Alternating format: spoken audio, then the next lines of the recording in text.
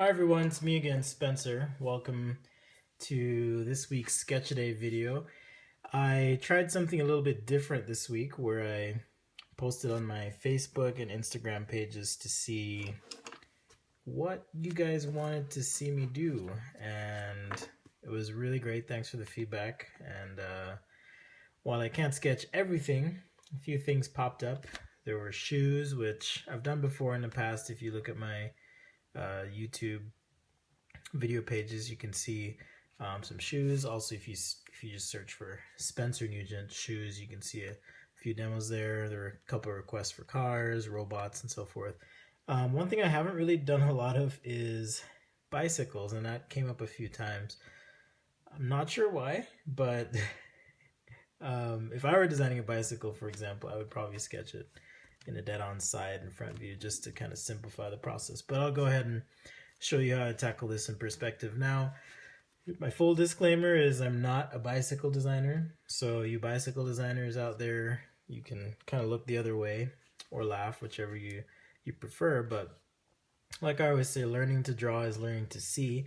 And one of the first things I did is I took a look, just a quick Google search, 5-minute look at a bicycle and trying to understand some of the proportions. So if I were to just roughly sketch out the proportions of a bicycle, I'm finding just through my quick searches that I'm basically dealing with some frame like this, and this will make sense here pretty quick. So if you watched the video I did on ellipses, and we start with 2 boxes, and I draw circles in these boxes. These are going to become my wheels. And if you use this relationship here and here, this will make sense. Again, if you haven't watched the video, go watch it. But I'm touching at roughly these 8 points as I've divided my circle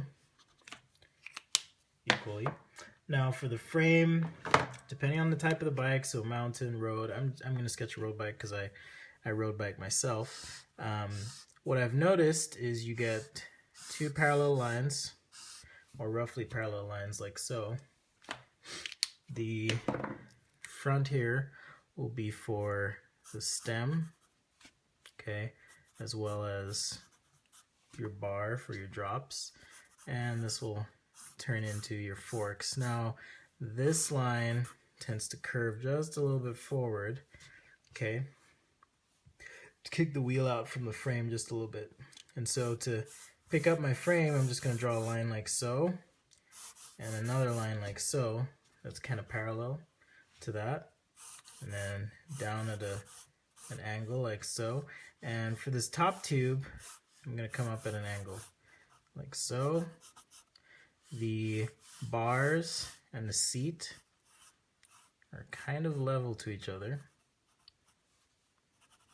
I'm sure it varies again depending on the bike you're sketching or working on, but this is generally the proportion and the framework that I've found that works for me. So it's this rectangular shape like so, divided, I would say, roughly into thirds, and then with 2 squares like so, gives me a place for my wheels.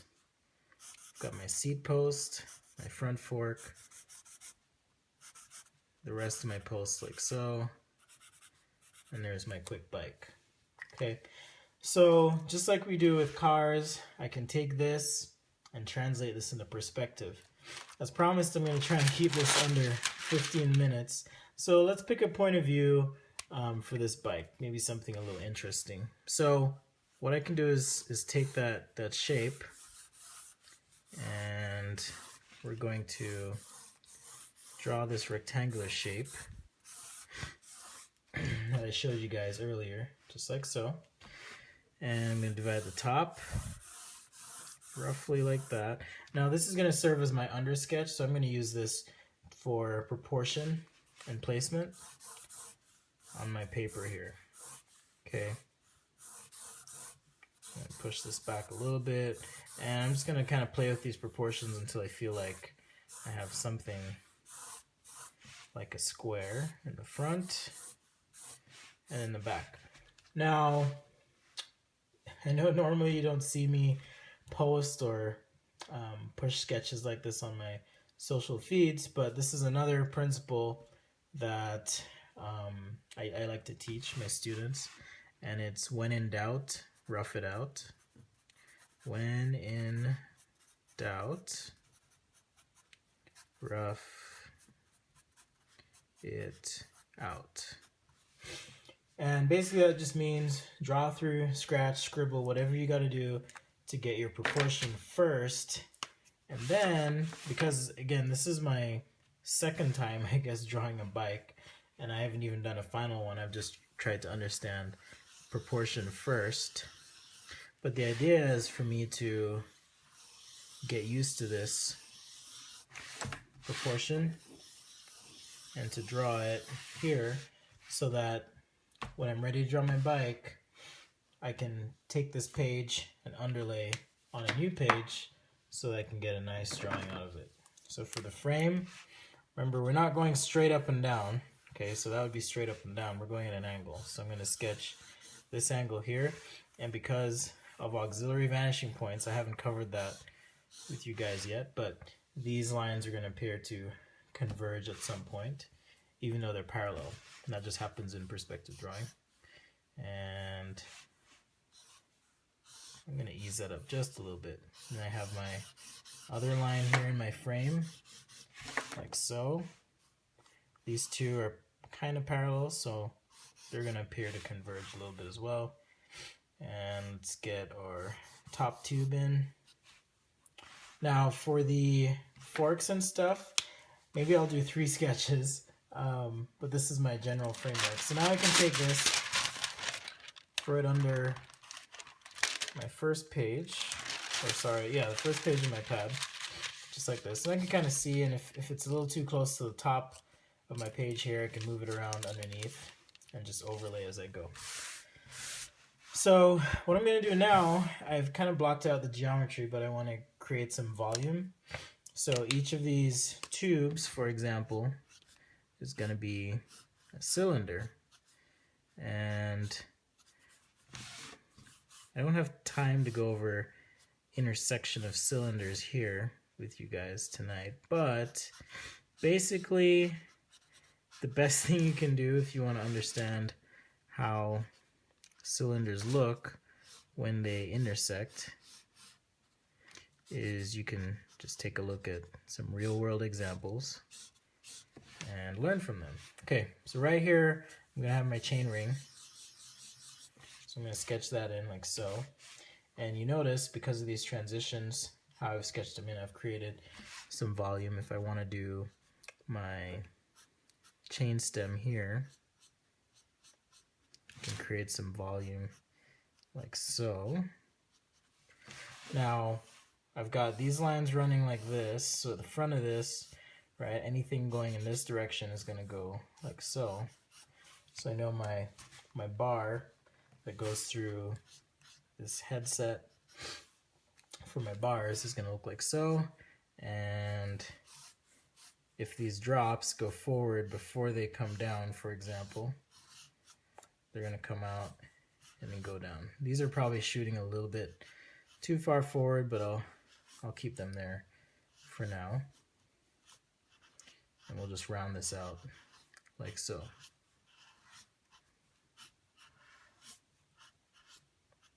Okay, pretty cool, right? Pretty simple. Learning to draw is just learning to see. I'm going to lift this page so you can kind of see the work here. So you see that form starting to come through. Okay, now for the forks, we're basically dealing with 2 tubes that go to the side and a tube in the front or the top, like so, and we'll just kind of rough in the breaks. One of the things you'll learn, or that I've learned anyways, sketching, is you can't always capture all the detail you want in that one sketch. And the reason is things just get a little busy. and kind of muddy if you do that. So what I like to do is, if there's something like breaks, I'll just kind of hint at those and then sketch in. So here's one tube going down, the other tube, and we'll kind of stop there. Right here is kind of my horizon line, right? So vanishing point would be somewhere in the middle here. So this is actually kind of easy to draw right through the middle there, okay? Same thing on the back. I'm going to have my chain ring, maybe some kind of derailleur mechanism, and a chain going through here. Now I did notice in some of my research that most bike photography has the pedals kind of at this angle that lines up with my this post here, going back to the gear set. So what I'm going to do is just draw this line through, and then I'll deal with this pedal. So this pedal is going to be going that way. So I'll change my perspective, and this one's going that way. And I'm just going to kind of hint at that because we'll capture that in our overlay sketch. Here's my wheel. You'll notice I'm not tracing, and that's because I want to try and redraw rather than trace. Tracing means that I'm going really slowly, and I'll kind of suck some of the life out of the sketch. So here I've got my seat post, and we can even block out the volume of the seat if that helps, and then kind of hint at what that's going to be. Again, in the next sketch we can capture some detail. So I've got some volume for my frame, I've got the wheel, not worrying about the spokes just yet, and let's sketch in just a quick bottle cage here, maybe with a cool bottle, and that's going to be a cylinder, so my axis would be going in that direction. Okay, I've got 3 minutes left, so let's see if I can get a pretty decent sketch here. So I've taken both these pages with all my learning, and now I'm going to switch pens to something a little more suitable for my final sketch here, and I'm going to use this Papermate Flare pen. And this will allow me to just kind of focus in on some of the details a little bit better. I'm going to start with, it really doesn't matter where you start, but I'm going to kind of start with my seat post here and some of these transitions. And now I can kind of get a little bit more expressive because I've kind of mapped out my geometry. So I don't need to worry as much. Here's my little brake calipers on the back tube here, and some of my connections as these cylinders intersect with each other.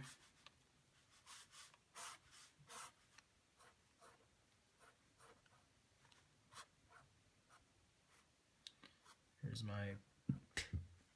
my bottle cage for my nifty water bottle.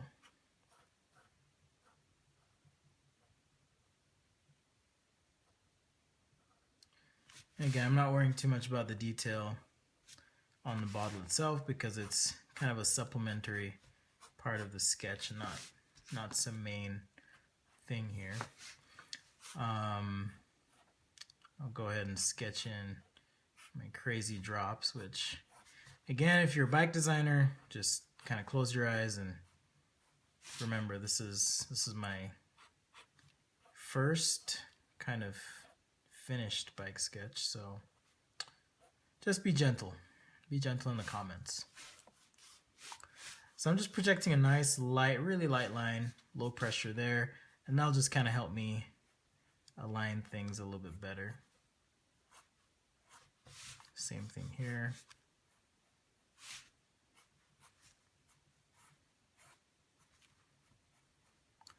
And we can throw in just some double lines for the wraps.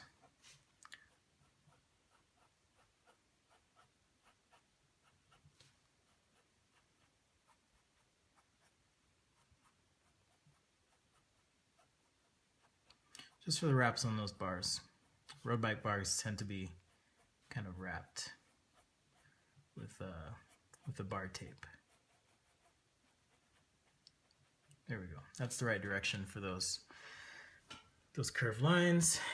And okay, this looks really funky, huh? It looks like almost like it's coming back at you, but it is actually accurate. It's just a little bit funky in there depending on how you look at it. Okay, so now for our top tube here.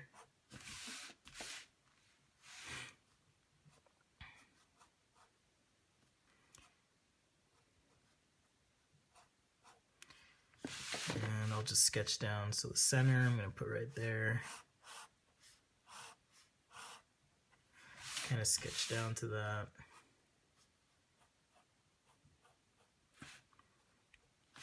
So this is what I meant, like you would have some kind of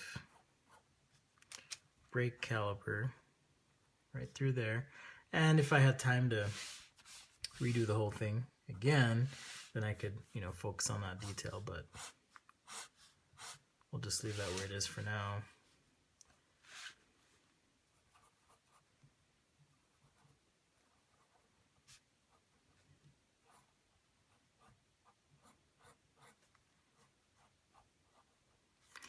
There's my hub.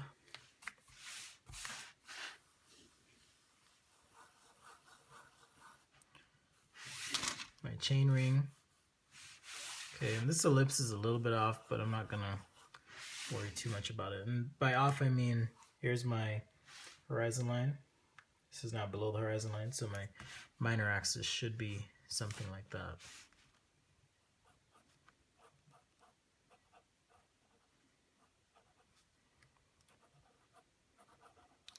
And for the chainring, I'm just gonna kind of put some placeholder kind of cutouts here and just scribble in the teeth on that chainring. Again, because it's a kind of an overview sketch, I'm not gonna focus in too much on the details. So when I lift it up, you'll see this will kind of pop a little bit. And we'll throw some line weight and pencil and all that good stuff here, and it'll really start to kind of pop. So here's a little quick release for that seat, maybe some graphics on that stem. Let's see, we've got kind of chain rings in the back. Again, I'm just gonna kind of hint at those teeth right there. We've got a tube. Connects this to the side, and I'm actually going to change the angle of my pedal because I'm feeling pretty good here.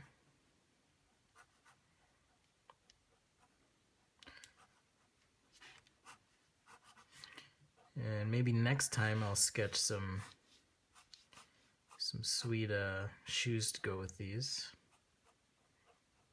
Go with these clips here.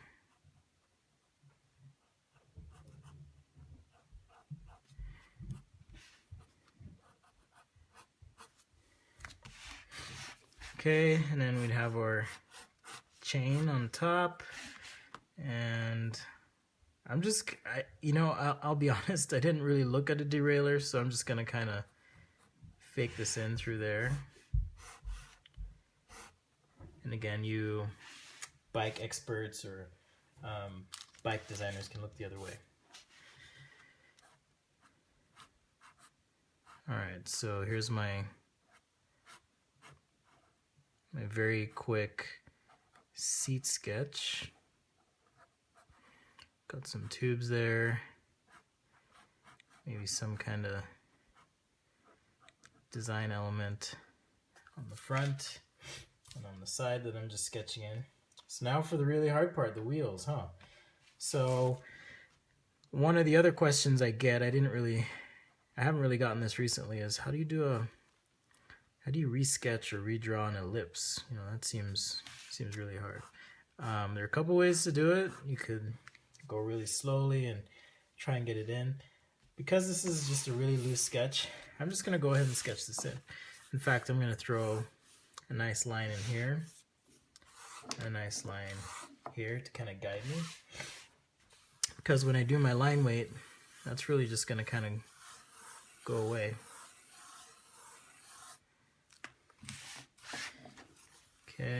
our back wheel, something like that. All right, so if I move these two papers out of the way, we're left with kind of this sketch here. And this ellipse could probably open up a little bit, so I'm going to go ahead and do that in the front. And I can clean it up using just a little bit of Sharpie as I sketch this out, okay? But the important thing is, here we've got our perspective lines, right? And right in the front here is where we kind of change direction. Things will get smaller to the side and so forth. Okay, so let's start with the wheels. I'm switching to my Sharpie here. Let me look around for a second, see if I can find just a nice black marker, because if I do, then I don't have to worry about these kind of bleeding on me.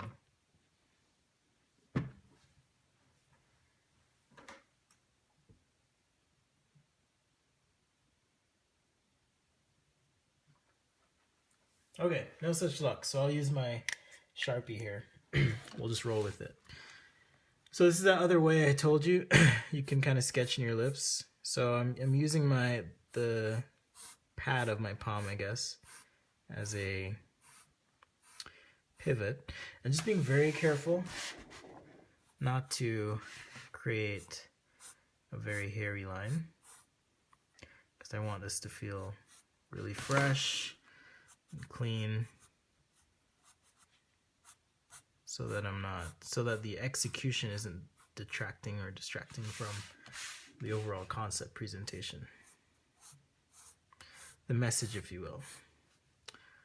So road tires tend to be pretty skinny, and so I'm going to sketch that in as my black area. Man, this ellipse is really bugging me, but see, the center is kind of here. Yeah, it's almost like I need to rotate this just a little bit. So let me take one more stab at this.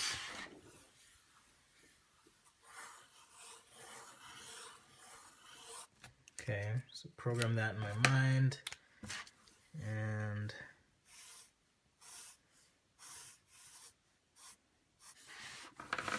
And I almost feel like this needs to be just a touch lower. Just my little hub in here.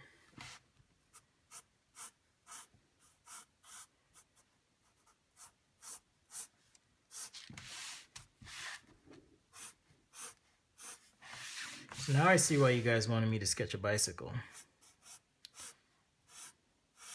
It is kind of tough.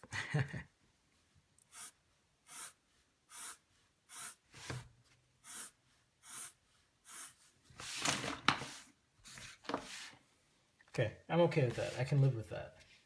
I think I can live with that. Probably should be a little wider, like I said. I don't know, my brain is struggling with that tonight, but we'll make it work.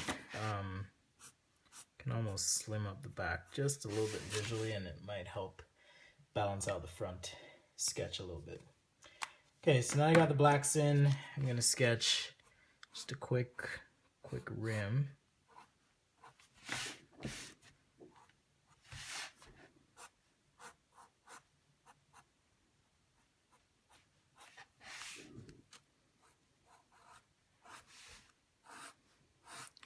And this should be the most time-consuming part of the sketch, because the rims just have so much detail. Now, I think one of the tricky things about a bike in general is it's just almost two-dimensional when presented. Now I'm seeing this as a road bike. The geometry is kind of weird here. This is a little bit too lean back. It should be a little bit more up and over, but I'll leave it as is. But yeah, bike itself is very, it's almost planar in the sense that it's so thin from one side to the next that, you know, there's potentially some difficulty there for sure. I sketched this hub in, and I forgot to sketch my opposite tube here on this back, so I'm just sketching this so it appears that it kind of connects at that side of my tube. So now I'm going to sketch some spokes in, and I'm just going to use kind of double lines here radiating out. And again, not a bike expert, I'm just kind of playing from memory here. So if this drives you crazy, I understand, bike designers and bike repair people.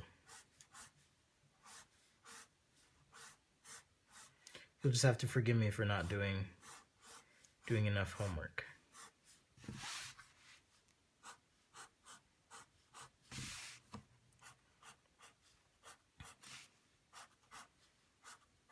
But I'm actually pretty happy with it as my first kind of attempt at sketching a bike. So I'm just gonna kind of mimic the same thing in the back, not worrying too much about where every spoke goes. And this is just one of those things you learn the longer you sketch, is you can almost guide the viewer to where you want them to really look, based on one, the amount of detail you put in, and two, the amount of emphasis you put into certain areas on your sketch. So let's say, for example, I'm really interested in building out this section of my sketch here and toward the front. I suppose this ellipse would be okay if the fork were turned just a little bit, but that angle is really getting me. So again, my apologies, this should probably be rotated a little bit more. But let's finish it out anyways. So what I can do is bump my line weight at the top here. Just really push that. And bumping the line weight is going to help me kind of clean up and define some things through here. So if I want to punch, for example, even some of the spokes, I can kind of do that.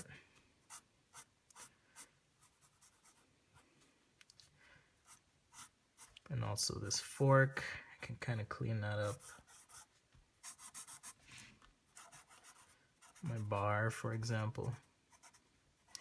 The reason I sketch and stop here is I want to create this sensation that there's some thickness to this wrap, and it's almost interrupted as they kind of overlap each other.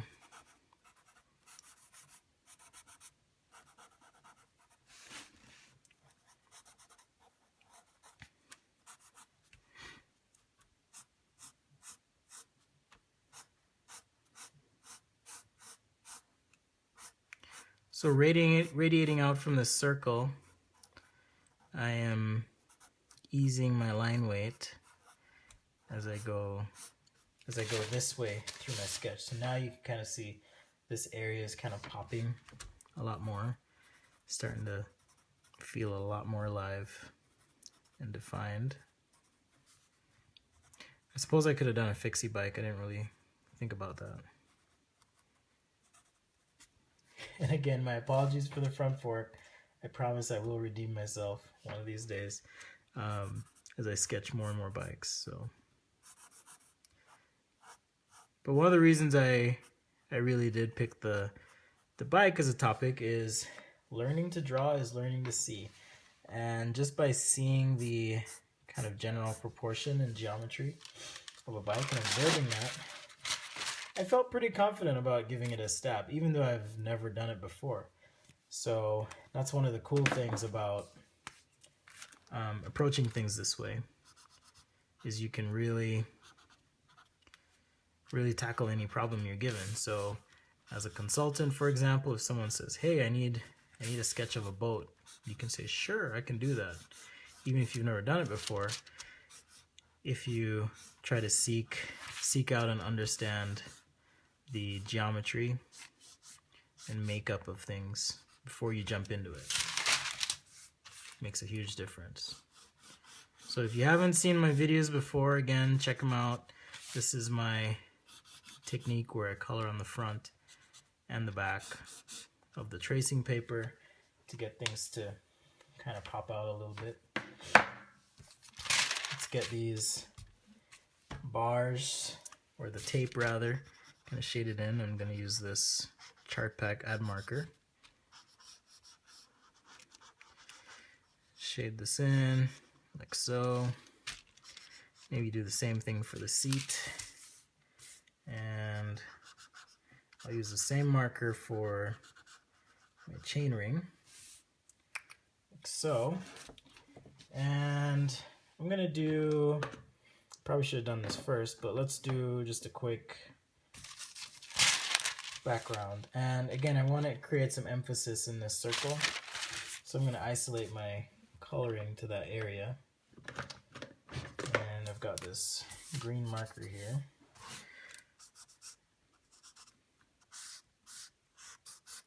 So I'm going to use that circle just as a background element on my sketch to place some emphasis and focus right where I want it. Okay, just like that. And then what I like to do is come over the top, under where it overlaps, for example, and use that to kind of pop things up just a little bit more. And then on the tube, I'm going to just shade a little bit of a shadow core going through there, down the top stem here, top tube, seat post tube, and let's just give this a nice matte finish on my forks.